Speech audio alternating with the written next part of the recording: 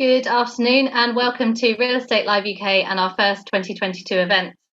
Our programmes of virtual events run 3 times a year and are brought to you by White Label and our partners and sponsors. And we'd like to thank all the organisations that have contributed to the brilliant panels we have taking place this week.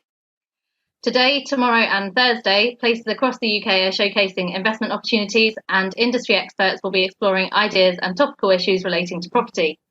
You can view the full programme of sessions taking place this week and register for any others that are of interest by visiting our website www.realestatelive.co.uk. Several of our panels and presentations are also linked to our key themes for the February programme: sustainability and biodiversity, inclusive communities and future infrastructure. Next up this afternoon, we have a discussion that asks, how can industrial and logistics be delivered and supported in multi-use developments, which is also linked to our Last Mile conference programme. Just before we start, I'd like to remind you, the audience, to please feel free to ask questions using Zoom's Q&A feature. And now I'm pleased to hand over to our chair for the session, Andrew Barber, Managing Director at Net Yield. Over to you, Andrew. Thank you very much, Bonnie. Good afternoon, everyone, and welcome to this Real Estate Live event. How can industrial logistics be delivered and supported in multi-use developments? As Bonnie said, my name is Andrew Barber. I'm the founder and managing director of Net Yield, a specialist PR consultancy focused almost entirely on the commercial property market in the UK. In a former life, I was a member of the Industrial Agents Society and worked as a letting agent in the industrial and logistics markets in Surrey and Hampshire for 12 years.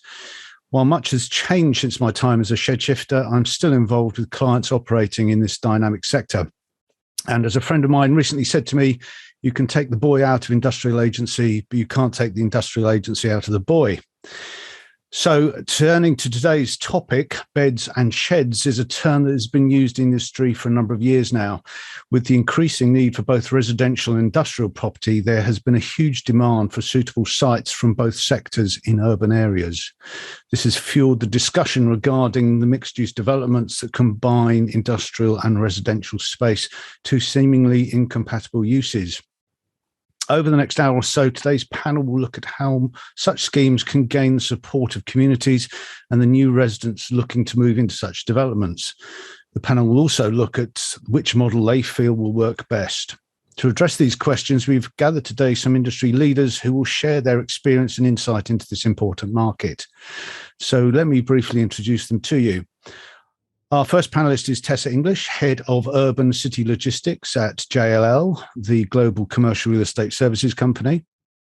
Next on our panel is Steve Harrington, who is Planning Director at London-based Regal, a leading residential-led mixed-use developer.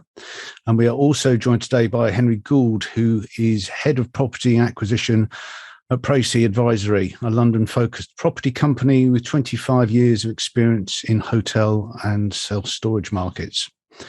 And our final member of the panel today is Sarah Birt, who is Senior Development Manager, Strategic Projects and Property at the Greater London Authority.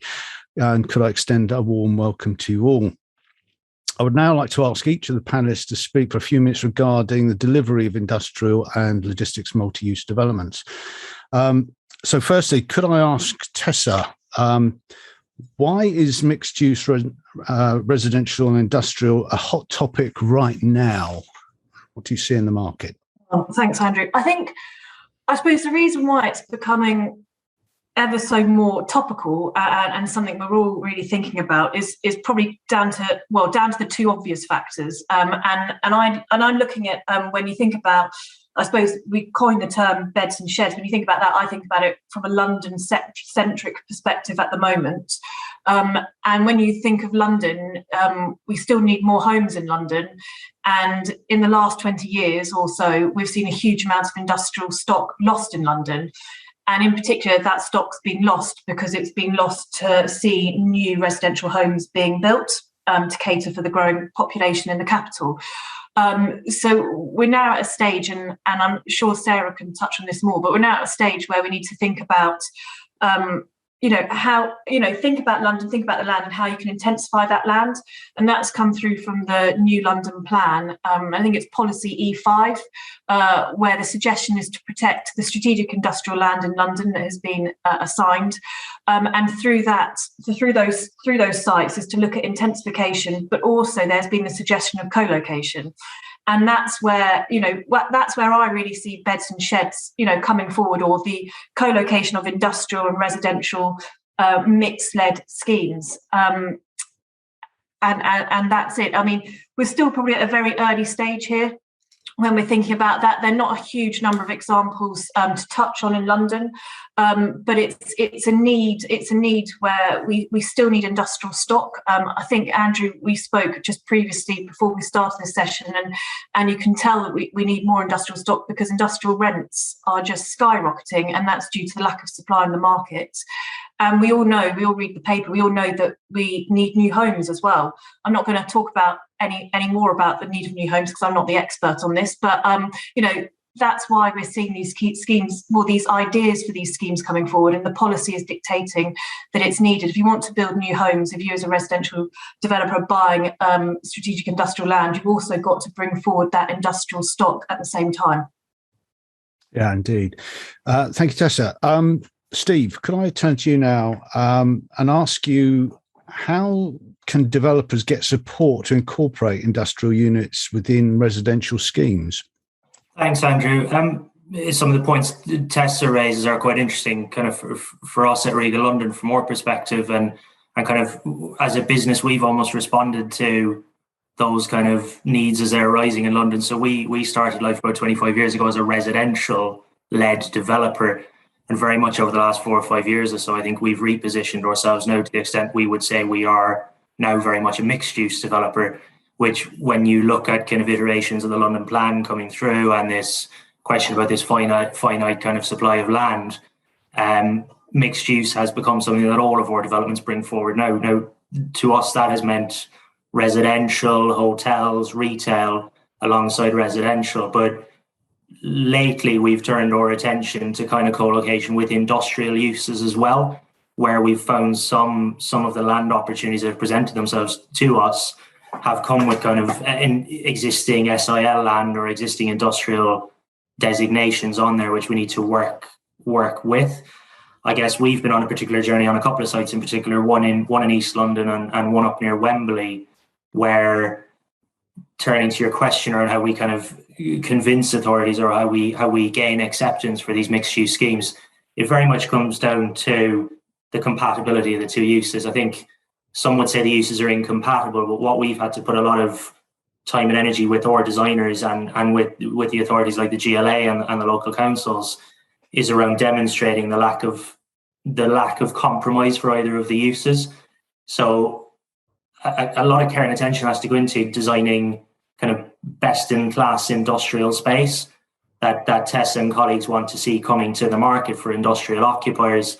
But equally, we're in a world where we have to create good quality residential environments where future residents and existing residents aren't compromising when it comes to things like movement, servicing, noise, open space. So I think we're in a position where there's not many built examples yet of successful co-location schemes, but we are moving into a new period where we're transitioning things coming through the planning processes now.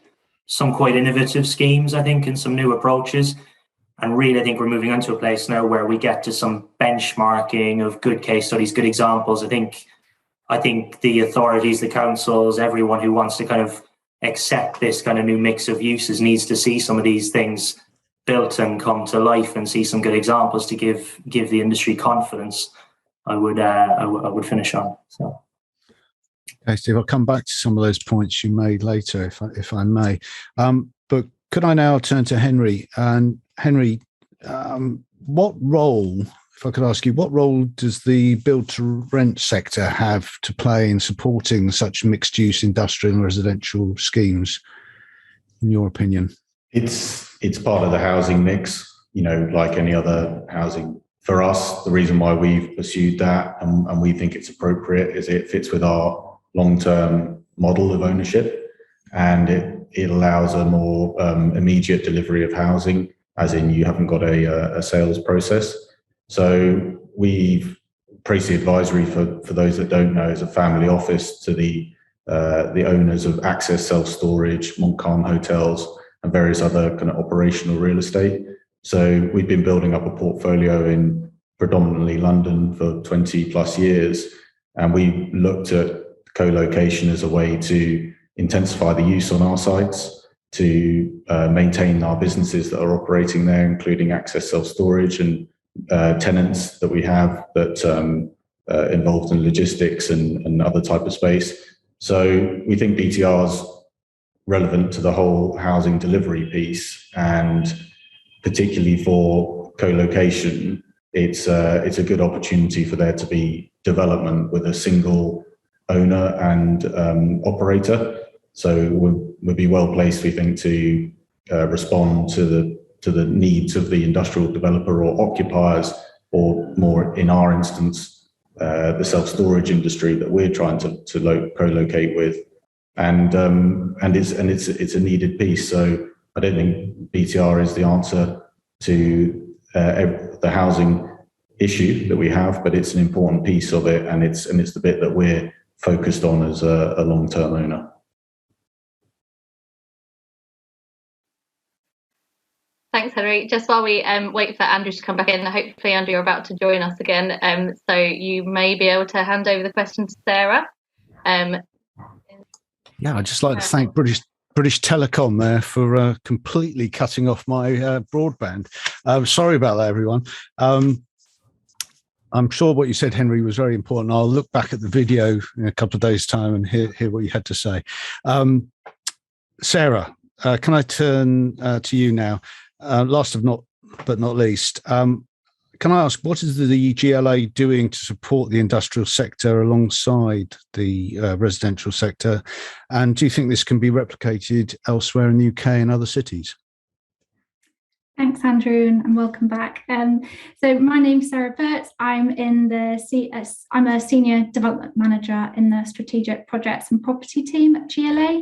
So I'm in the team that's bringing forward land for redevelopment that is owned by the Mayor of London, and I'm leading on a number of industrial intensification projects, which is relevant to today's discussion. So it's good to be here. So just adding really to Tessa's introduction in terms of adding some context before I let you know what the GLA is doing.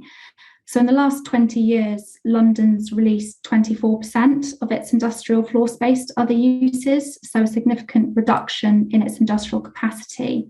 And that's been reflected in a drop in vacancy rate. So where it was 16% in 2001, it's now down to 4% roughly in London. So there's not much available capacity there. That's twinned with an acute housing shortage and need in London. So the London plan sets targets for 52,000 homes to be delivered per year. So we can't rely on industrial land to provide that capacity for housing. So we need to focus on both of those needs. So that's what we're looking at the GLA. So there's three things that we're doing that I'm going to touch on today. So the first is the policy levers that we have available through the new London plan. So this was adopted in March 2021 and has many policies in terms of protecting industrial capacity. So the key one there in terms of intensification and co-location is policy E7, which is worth a read. So that calls for intensification of industrial land. That can be through multi-level typology, so very much new for the UK and for London. More efficient use of land, higher plot ratios, but also for mixed use potentially, and the introduction of residential on designated industrial land if that's done spatially through a master plan-led approach. I think there's a couple of comments on this to be noted. So while it was adopted in March 21, the evidence base is prior to the pandemic, and there's been a huge increase in online shopping and retailing. So actually the demand for logistics space is much increased. So it's probably higher than those London plan targets. And also we're looking at those policies and supporting guidance in terms of design quality there, and also supporting boroughs in terms of calculating that capacity. Secondly, what I'm leading on in the team is around delivery and investment. So we're taking a leading role here to demonstrate proof of concept and to show the public sector as an enabler in this field. So we're using the Mayor's land to bring forward our own industrial intensification projects. And we have a number of multi-level schemes that we're seeking to deliver and also invest in. We're co-investing with boroughs to support their delivery of their own schemes through head lease investments, for example. And we're also seeking land acquisitions and working in partnership with local authorities. And thirdly, area-based strategies, master plans and frameworks. So we're looking at areas across London, working with local authorities to be proactive in shaping visions for areas, and whether that be supplementary planning documents or outline planning applications, it's being proactive in setting those boundaries and zones for industrial uses, residential uses, and where there can be a mix to give that clarity to residential developers, investors, tenants, residents, and also local communities. So that's, in summary, what we're doing. And just to conclude, I think there's really strong interest and appetite across the market, local authorities, developers, and occupiers. So I think it started off with the London plan, but we're now seeing schemes come through to delivery. So it's looking quite promising. Thank you. Thank you, Sarah. On that point, you say there's strong interest from investors, developers, and occupiers. What sort of occupier do you envisage is the ideal fit for some of these schemes? Because, as I said earlier, there is a conflict between some industrial users and residents of residential properties. I mean, difficult to imagine you wanting to have an apartment building up above someone, a metal basher, someone repairing cars, making noise, potentially smelly activities. Who do you think, or where are you seeing the demand coming from for such properties on the industrial side? I think it's very much driven by location, and occupiers wanting to be in the right location and potentially making a compromise as a result to be co-located with other uses. So in terms of time critical uses and those which need to be close to their consumers or their end users. So logistics is a big driver at the moment in terms of last mile, and they're willing to pay very high rents to be in the right location. You also have smaller occupiers, so some SME units. We see those as being appropriate to co-locate, and also looking at clean tech businesses and innovation, as we're looking at more high tech users as well, not necessarily having the same negative externalities and environmental impacts that more sort of traditional heavier industry has. So we're very much kind of working through this and doing soft market engagement, but I think location is really critical here, given that some of those stats that I provided, there's just not the available industrial space in London. So some of those compromises will be made by occupiers. Yeah, and what sort of locations across London, and we're talking principally London here, what sort of locations do you see these sort of developments appearing? Is it something within sort of zones 1 and 2, or is it further afield, out more suburban type locations along the motorway corridors? And Tessa, perhaps I could bring you in at this point, because I read something you wrote in Property Week this week about the intensification of industrial schemes and mixed-use schemes, and I wondered if you have any views on the types of location and maybe also the types of occupiers that will be interested in this type of development. I suppose just starting on the occupiers and a bit about like what Sarah's just said, it's all it's very much location dependent. So then the local occupiers in that area will probably, those occupiers, depending on what scheme you bring forward, you then look to target local occupiers in your area. The last mile providers can be very locational specific. I think when you're looking at these co-location schemes to begin with, it's probably going to be mainly on the SIL sites, on the strategic industrial locations, because that the policy is dictating that's where you should be because most of the residential led co-location schemes where industrial is included are being led by residential developers. So if you're buying a SIL site, you have to incorporate the industrial. If you're not buying still, and Sarah, please correct me if I'm wrong, but if you're not buying protected employment land and you don't own that and you're looking to build a residential scheme, you don't necessarily have to bring forward industrial. The policy isn't there to dictate that within planning. So looking at all the employment land is and where that's protected across London, that's where I would expect to see the mixed residential and industrial co-location schemes. On pure industrial co-location, again, and Sarah, please correct me where I've gone wrong on any of this, the policy dictates that on the protected employment land, because of the loss of industrial stock in London, then, that's where you're encouraging the intensification. Again, it then comes down to a number of site-specific things on how you can intensify land and whether it could work.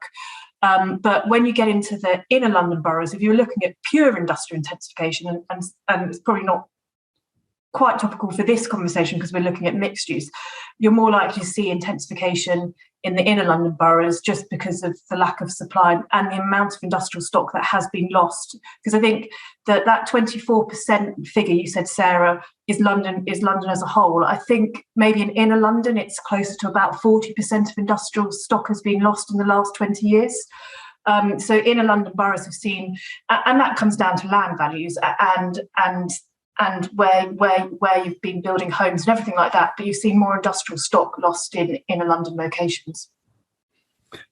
Thank you, Tessa. I mean, we talked, you touched earlier on rents, and rents in certain parts of London have, industrial rents I'm talking about here, have gone through the roof. I mean, it's just unbelievable and often more expensive to rent an industrial property than some of the cheaper old offices. And that comes back to land values. And I wondered whether Steve or Henry would like to jump in and talk about the pressure on land values that this is creating, and where do you think that the market's going to go? Because clearly, with rents as high as they are in the industrial market, it could almost start outpricing the residential developments and the mixed-use developments, which are residentially led. Do you have any thoughts on that? Perhaps Steve, you could answer that.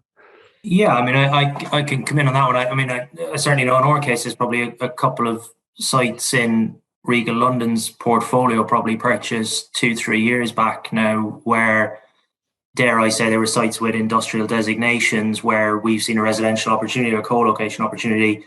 They may now, if we were looking at acquiring those sites today, I think the competition from the industrial market is potentially something that would have deterred us from moving forward, if that makes sense, and kind of trying to meet landowner expectations on the price on some of those sites. I think that said, though, what that's creating tension is, I suppose, we haven't quite got to a point where industrial starts to rule the roost to such an extent that we're seeing a fall off in kind of residential delivery and residential developers not being able to kind of release that housing supply.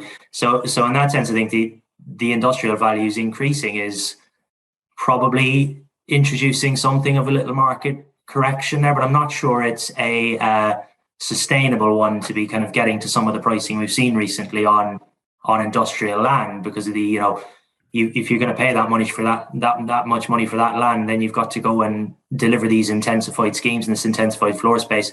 I'm not sure that's a sustainable model going forward. But I think what it comes back to in terms of the kind of land value expectations is, as Sarah's outlined, the London plan and the clarity the London plan is now starting to provide on how land is designated. I think you will have sites that are industrial sites, but on the fringe of these industrial areas will always attract residential developer attention, particularly where they're close to good transport connections and existing communities. But I think what you will see is kind of less of the more, how do I put it, entrepreneurial approach to people trying to grab at sites in what are effectively core industrial areas. I think if you look at somewhere like Bromley by Bow in kind of Tower Hamlets and the fringes of the kind of LLDC area, certainly that's now an area where there's been a lot of kind of speculative residential development, but more recently sites have come to market and are clearly being advertised on an industrial basis because of the value. So I think we've seen a bit of a correction there. There's I say a question. It's a comment really from Colin Arnott. It says, asking about B8 logistics sites, the old B8s, which seem to be outstripping.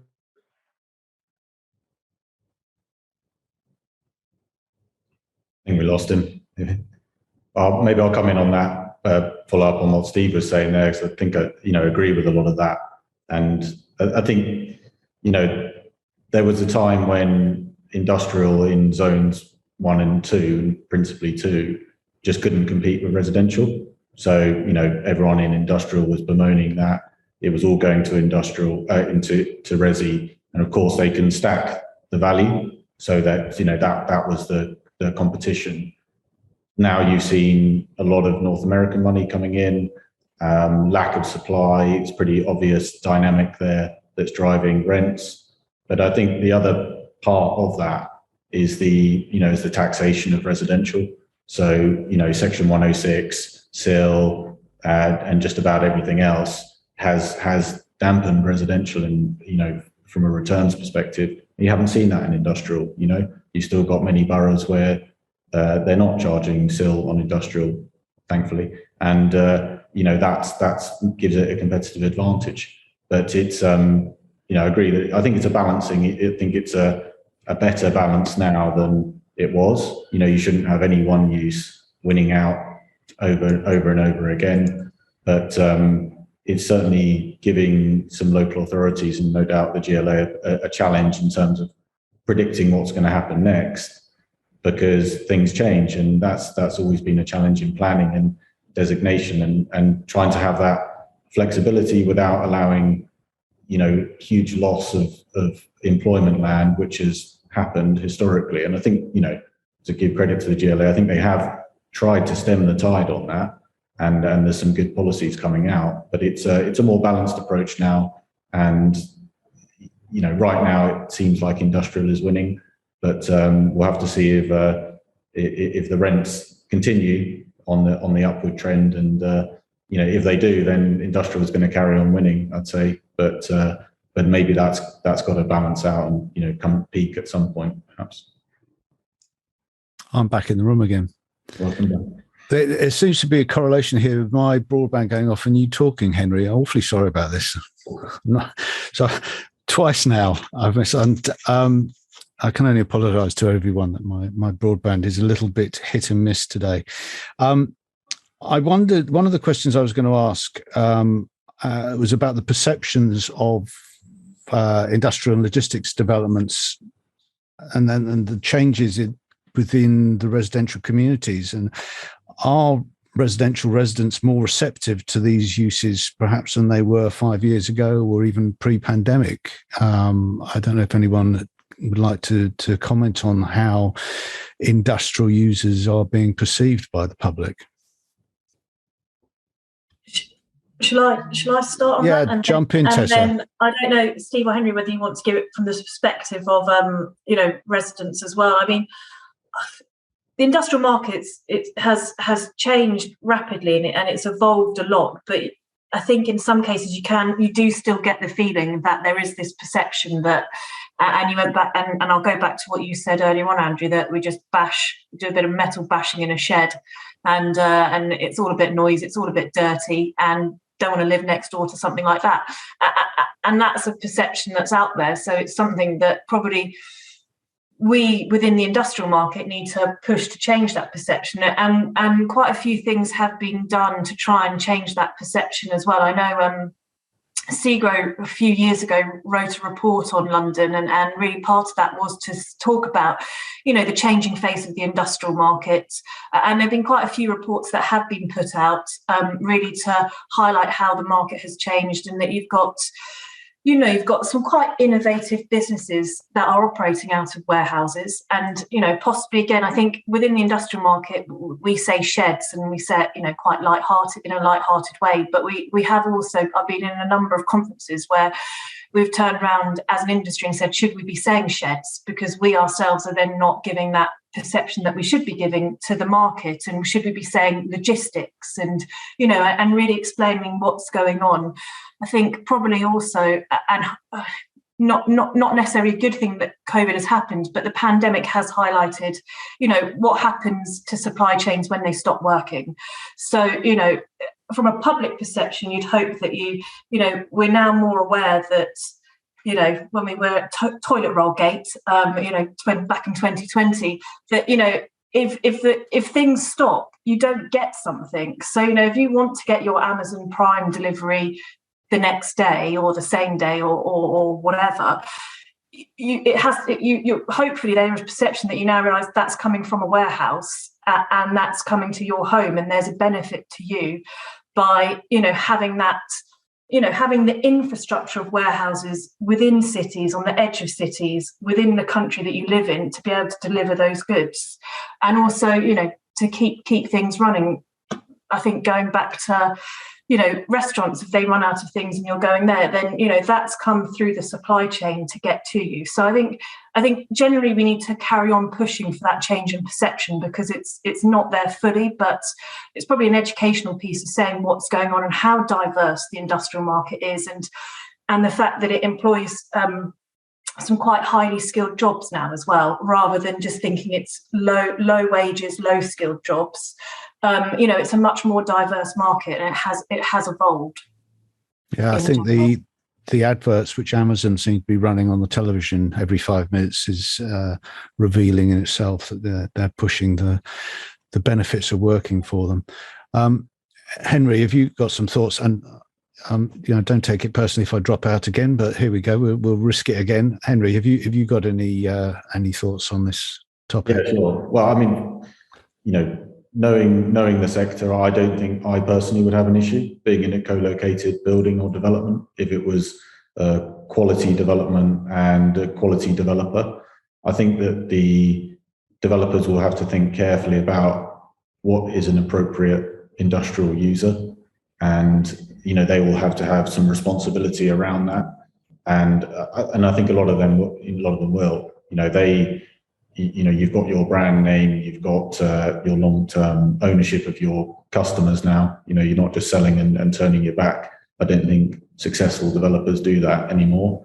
So you have to think carefully about that, how you manage it.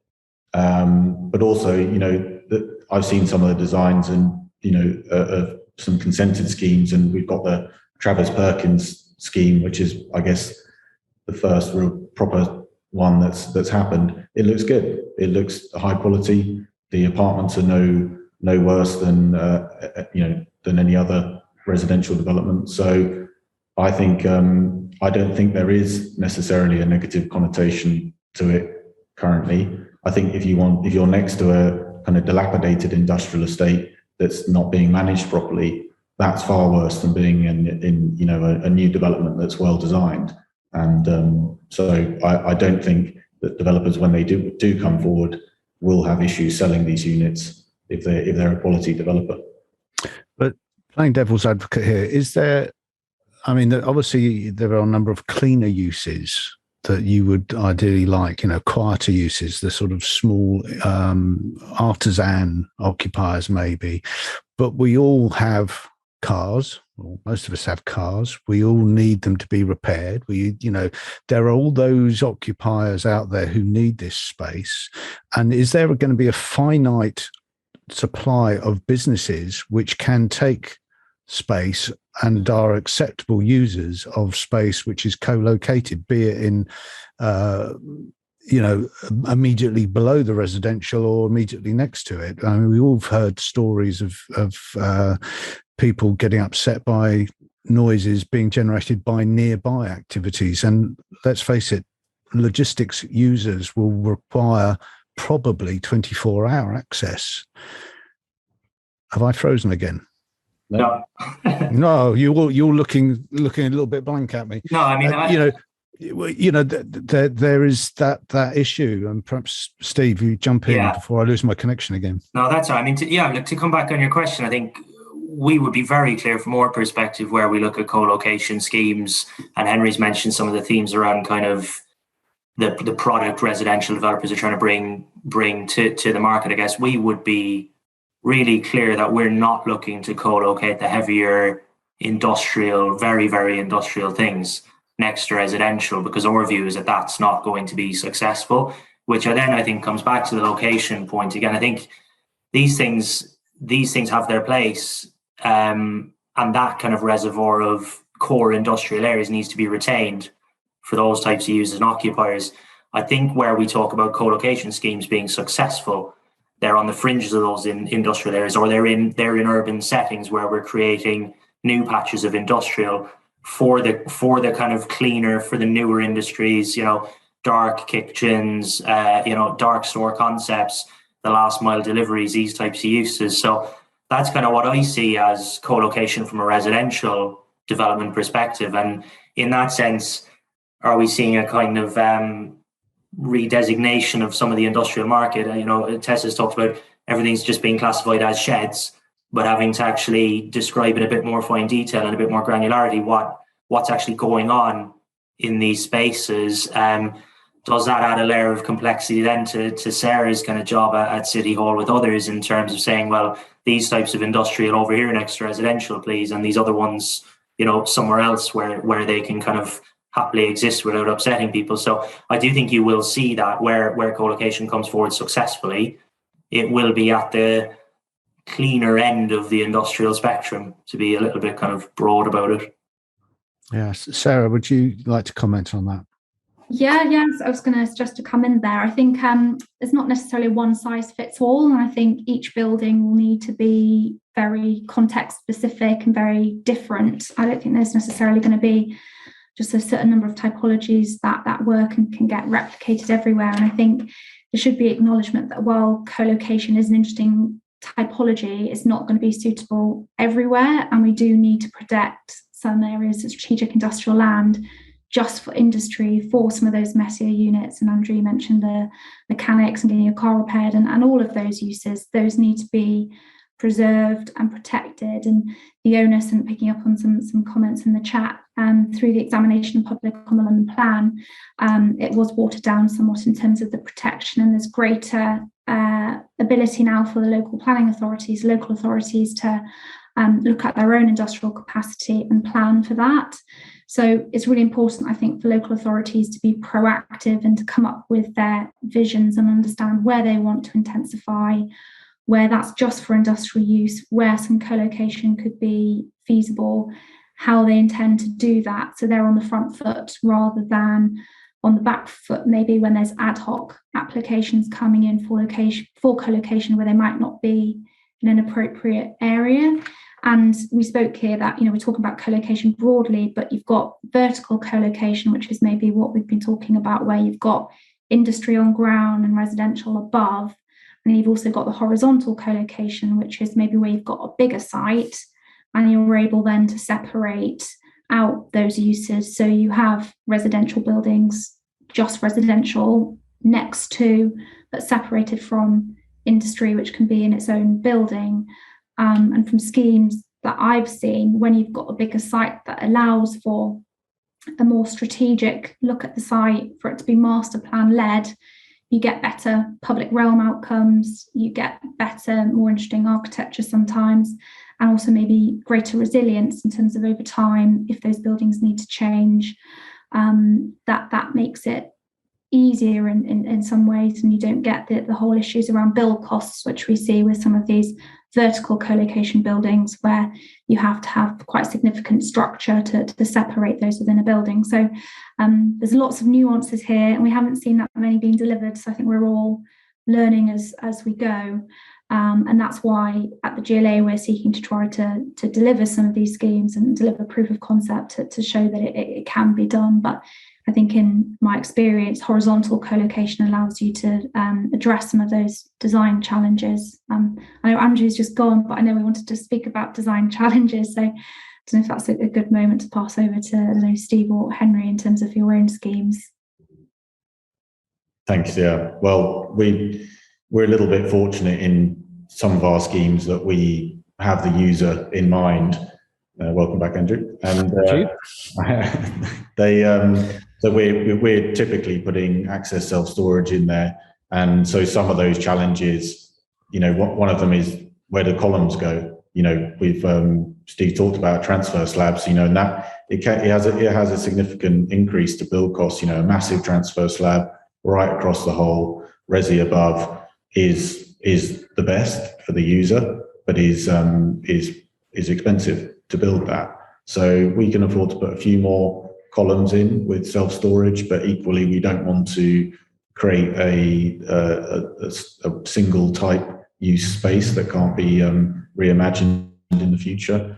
I think the design, you're still going into planning with the local authority. You've still got design officers. You've still got a lot of design guidance. I think if anything, these buildings look good. They're high quality buildings, and where you have the right kind of street typography, you can create entrances on different sides, which is ideal. So you largely wouldn't know. Not that you're trying to hide the industry, but you have different access, and so those sites suit it. So I agree a lot with what Tessa's saying there, that it's quite site specific, and it is and it won't suit all industrial users. But if we're going to kind of solve this issue of not enough industrial land, not enough residential land, you're going to have to be creative, and you're going to have to look at the different solutions. And the other thing is that industrial land is not spread evenly across the London boroughs. So some have a lot, some have almost none at all, and clearly they need to take different approaches and suit what they're doing. There's an intensification of use for residential and industrial. Sometimes I think that needs to come together, and other times both those uses need to intensify in their own right. And hopefully, as things are developing planning wise now, and as some of these schemes come out, it's going to hopefully be the best in class ones that get delivered first, that make the most sense. And so hopefully they work well. I'm sure there'll be lessons learned, but it's happening, and we need to work with it. Sorry if I keep dropping out. I can only apologise again. We had a question earlier from Peter Watkins, which I'd just like to touch on. He asked, what are the biggest technical challenges to co-location of industrial and residential uses? And something you mentioned earlier, Steve, was about open spaces. And obviously industrial needs yard space. It needs open areas, for HGVs and transit vans to turn. And how do you think that can be worked into residential schemes? And the demand for open air improvement is a big topic because of the pandemic. People having space to get out and enjoy fresh air. How can you see those two conflicts being resolved? I think it's hugely challenging. We have one particular example, site I mentioned already in East London, called Orchard Wharf, where I could kind of describe a little bit how we've managed that challenge, and lay back some of the points Henry's raised as well. We've in effect, what we have designed there is a warehouse of about 100,000 square feet, which is serviced on one side from the river and serviced from the road network on its other kind of boundary. It has residential development above and around, and one of the challenges there in terms of ensuring we get good industrial space first and foremost has been the placement of columns and structure and all these things. And people wouldn't care to know how many different kind of layouts have been tested in that case. There's been 60 to 70 different tracking diagrams to show how vehicles will move within there. But I think the interesting thing there is that the traditional external yard space is within the footprint of the box, as we call it. So we've designed it in effect with a kind of, I guess, a racetrack internally, where vehicles can come in and circulate side by side and move back out, and allowing for all the shelving and stacking that's needed there.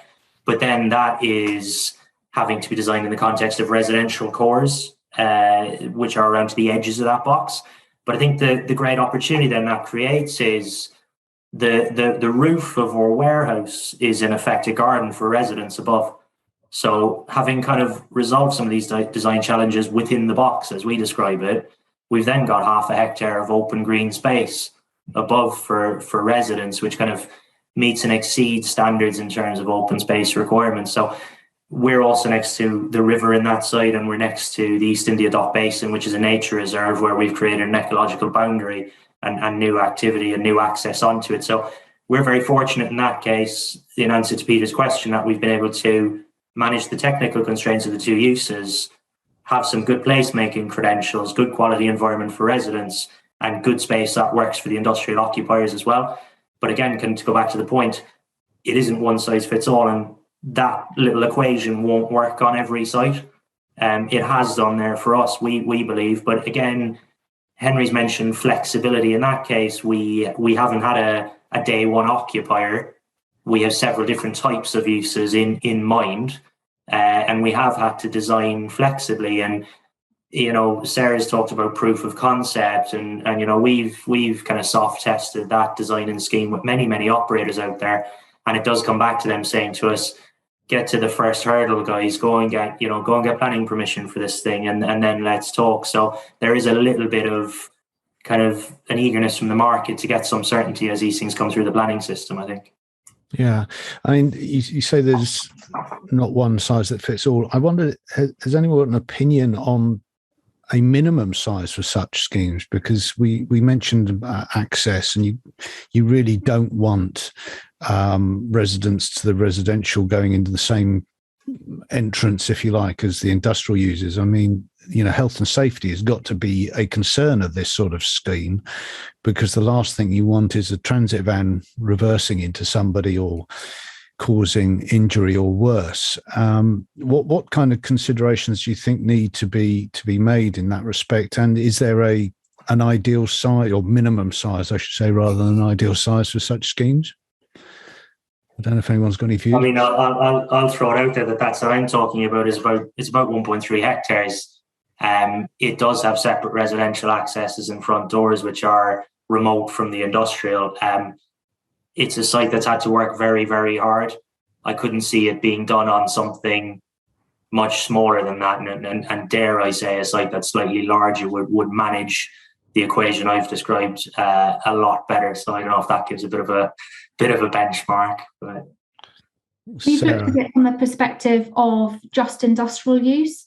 So if you want to do a multi-level industrial building with ramped access, what's the sort of minimum site size you need?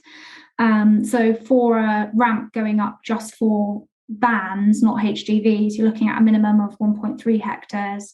And then if you want HGVs up there, it's 2.5 hectares. So I think for multi-level development to work, you need big sites. And if you have anything less than maybe 1.3 hectares, where you're just looking at residential on top of just a ground floor, that's easier. But then you might then have to think about the quality of the industrial space that you're providing, because by the time you have your residential entrances, your industrial occupier entrance, all the traffic, all the movement, the smaller the site, the tighter it is and the more constrained.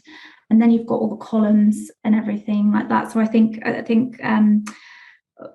I mentioned earlier that horizontal colocation, in my view, is probably more successful, because then you've got more room to resolve some of those design constraints and have better quality public realm and open space for the respective users, and have managed those conflicts between the two. Yeah. Tessa, you're nodding on my screen. Yeah, no, I was agreeing. I was just going to say on the design side, and something we've been talking about internally in our company is, sometimes you look at schemes and you might employ an architect who has a predominantly a residential background, and then you're asking them to give an input on how the industrial element of that scheme would work, and they may not have quite the same understanding as an architect who has only designed industrial buildings, and they won't think about the column spacing or things like that in the same way. So on that design, I think, going back to what Steve said with the number of different testing he did for the scheme he mentioned, having the right team is really important. So having someone who has that knowledge on what an industrial unit should look like and how flats should work or residential homes should work is so important. And you've got to test it from both sides. There will be potentially compromises, but you want to try and get to that best scheme possible by bringing in that advice on that design side to really push it forward. Because, when you're looking at designing a flat, it's so different to when you're looking at designing a warehouse. So you're thinking about different things, and then all the access points.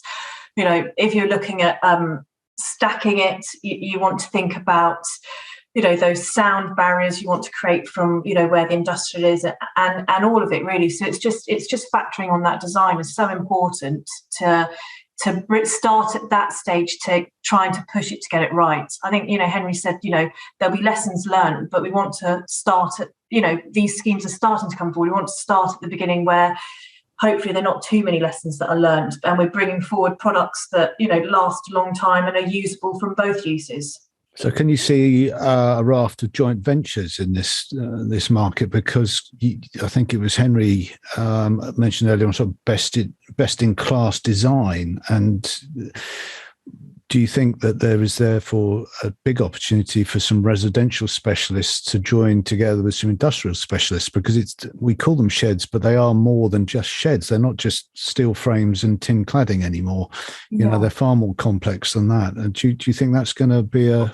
Well, there's potential, isn't there? I mean, the scheme, I think, Andrew, just before we all joined onto this, you mentioned a scheme I'd written about in a Property Week article, which is in Park Roll, which St George, the site that St George owns, and they're building different phases, a number of phases of residential homes, but they're also building a multi-level industrial scheme on the same site. And they've just formed a JV with Segro to bring that industrial element forward. Obviously, you know, they could build their homes, and then they've formed the JV, the Segro, on just purely the industrial element. I think, you know, there is definitely potential. I've got an eye on the clock, and obviously my broadband as well is due to drop out any moment now, because it seems to be a regular occurrence. With a view to sort of finishing off this afternoon, can I ask you all, what do you see as the main factors that are needed to ensure the success of beds and sheds developments? Perhaps I could throw that at Henry, because you've got your microphone unmuted.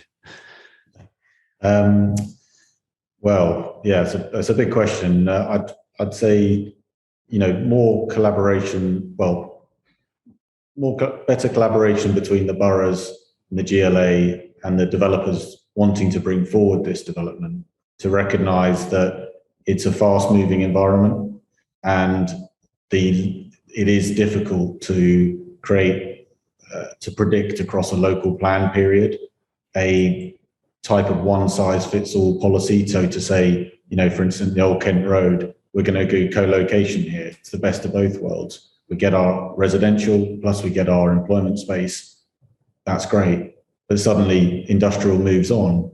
The type of users moves on. You know, the people delivering residential changes. And I think that's that's very challenging for all the parties involved. So I think finding a way to be able to adapt on a more regular basis, I'd say, would be the way to succeed. I'm going to go clockwise around my screen. So Sarah, you're next. Thanks, Andrew. I think to make it a success, we need to make sure that the first few co-location schemes that come forward, which mix industrial with residential, are really successful and they work from a design perspective. And everyone agrees that they work, whether that be for the occupiers, the industrial occupiers, the residents, the local community, so that they see this as a building which works and they're all happy with. And I think critically as well, it needs to be shown to be viable and deliverable, because a lot of the uncertainty at the moment is around build costs and viability and operation of them. So I think having those successful proof of concepts and your suggestion there of some joint ventures between industrial developers and residential developers would certainly give me confidence that both those parties agree that a good product's going to be delivered for both of their respective customers. So I think successful proof of concept is what I believe to be key to making this a success. Okay. Tessa, can I ask you the same question? I'd probably actually say I just agree with what Sarah said. I mean, are you not allowed to? Oh, we're not allowed to do that. Oh dear.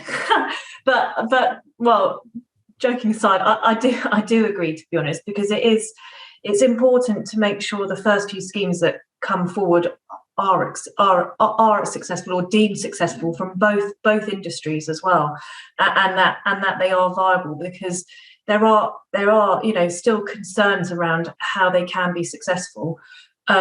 So being able to demonstrate it, then you set that benchmark, slightly like we were saying before, and then you can show, it's not going to be that you can take a blueprint from one location and just stamp it to another, because there's so many factors. But you can take a blueprint and you can learn from that, and then you can see how you can implement it elsewhere. So I do really think I agree with Sarah and say it's on the success of the first few that come forward, and that we can then learn from them as well. Yeah. Steve? Follow up on some, but I agree with the comments around collaboration, innovation, partnership, and overall viability. I think to add to this, the nature of some of these co-located schemes as well, we shouldn't forget, where we're headed now in terms of sustainability and climate change agenda.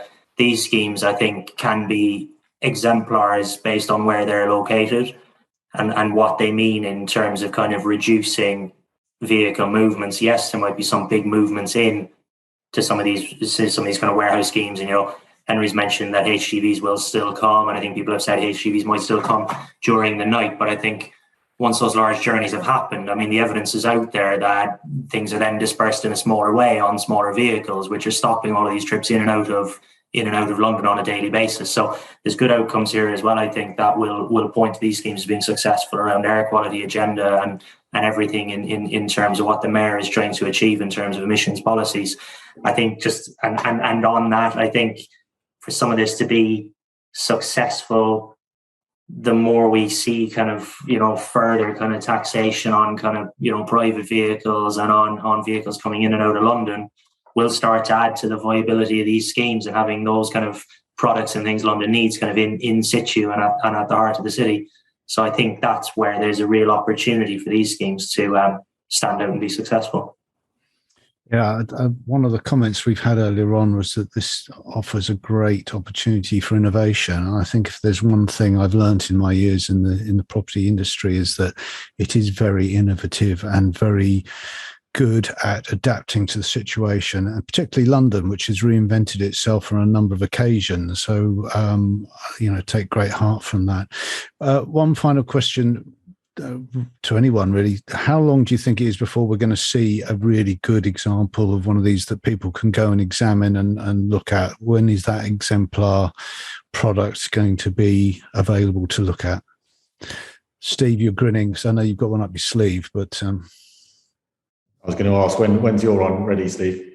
Yeah, I mean, it's a good question, but I think in our case, I think it's the type of thing that we see up and built and ready in kind of 2026, 2027, by which time we're very confident all of the innovation around kind of electric vehicles and mobility and things have caught up with this. So I don't think we're far away, whether it's our scheme or someone else's. There's lots of examples of these going through planning at the moment. There's huge support behind this. The Port of London Authority, the Thames Estuary Board, and others have released papers, particularly around waterborne freight, recently prepared with WSP, I believe. And that's just one example of kind of, new industry emerging. I don't think we're that far away, actually, but it's not there quite yet. 2 or 3 years, perhaps, at the earliest. Okay, nods of agreement. Well, we're almost out of time, so I would like to thank everyone for bearing with me and bearing with BT and my dodgy internet connection, which I'm now getting messages saying it's unstable, which is good to know right at the end of the hour. But if I could thank you all for attending, could I also thank Tessa English from JLL, Steve Harrington from London-based Regal, Henry from Precis Advisory, and to Sarah Birt from the GLA. And I think I now have to hand back to Bonnie, who has been jumping in and out while I've had dodgy connections. Thank you, Bonnie. Thanks, Andrew. Thank you very much to the panel. And I didn't have to do very much jumping in and out because thank you, Sarah and Henry, for taking over that role. That was very helpful and seamless. So no, thank you all so much. And it was a fantastic discussion. I'm sure the audience really enjoyed hearing everyone's thoughts and ideas. If you're keen to hear more about industrial and logistics as a sector this year, make sure you're following the Last Mile conference channels, as we have a few other events coming forward as part of that programme in advance of the main event in October. And just to let you know, there's still more to come from Real Estate Live UK this week. Tomorrow we'll be kicking off with our London keynote, which is focusing on delivering inclusive homes and communities with several London borough leaders, and a keynote introduction from Minister Paul Scully. We then have panels on shaping Ealing, a session looking at the role of the next generation in property and placemaking, and a discussion on London's thriving life sciences sector. So lots of variety, and if any of those are of interest, you can book onto the sessions on the website. Thank you all once again for joining this afternoon, and we look forward to seeing you again very soon. Bye-bye. Thank you very much. Thank you. Thank you. Bye-bye. Bye. Thanks.